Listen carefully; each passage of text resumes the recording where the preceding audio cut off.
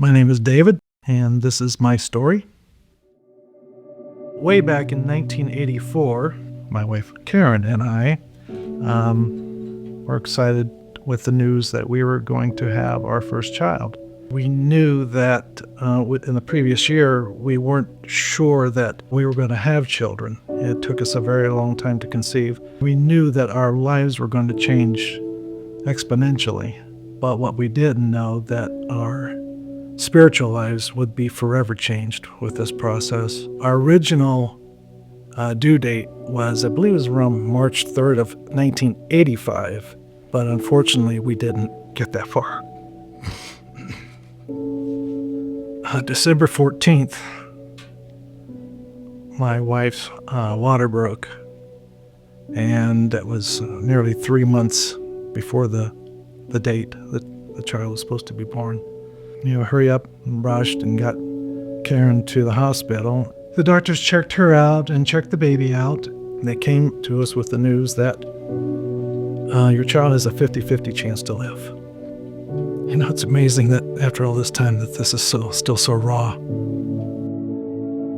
Life became very, very real for us real quick. We considered ourselves Christians at that time, but we were very young in the journey, and we really never ever had our faith tested.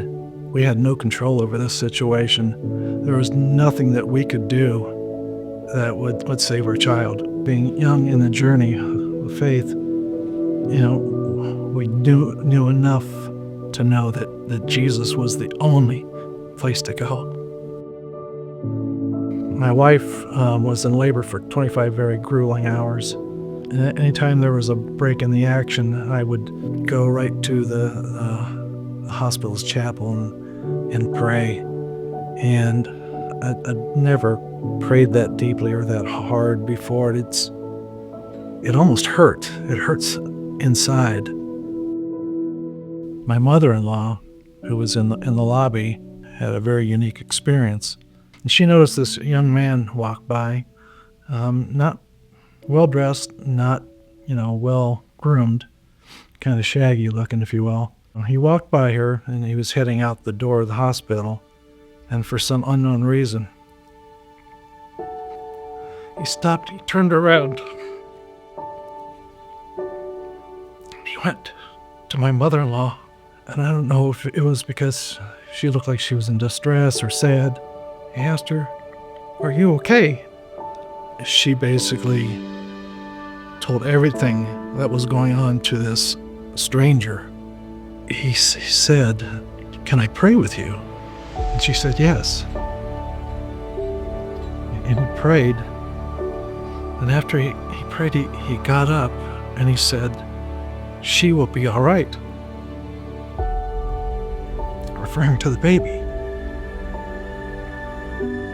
And there's no way he could have known that the baby was a she, because we didn't know. To this day, my mother-in-law believes that was an angel. Again, on December 16th at 5:49, our Sarah was born.